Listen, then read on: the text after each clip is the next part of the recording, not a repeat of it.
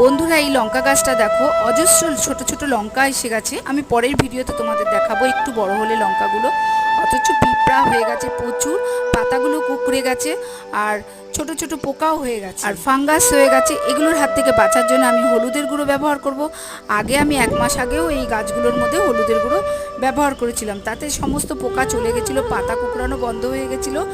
আবার কিছুদিন বাদে আমি আবার এইটা ব্যবহার করছি। এবার 1 লিটার জলের মধ্যে সেই হলুদের 2 চামচ থেকে 1 চামচ হলুদের গুঁড়ো দিয়ে একটু শেক করে পাতাগুলোর মধ্যে স্প্রে করে দেবো।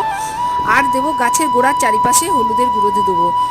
যত পোকা আছে সব নষ্ট হয়ে যাবে, আর পাতা কুঁকড়ানো বন্ধ হয়ে যাবে, সতেজ হয়ে যাবে পাতাগুলো। আর এই জবা গাছটা দেখো, কিছুদিন আগে রিপোর্টিং করেছিলাম, এখন ফুল এসে গেছে, কুড়ি এসে গেছে।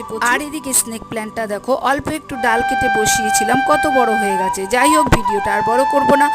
যদি ভিডিওটা ভালো লাগলে একটা সাবস্ক্রাইব করে দিও প্লিজ।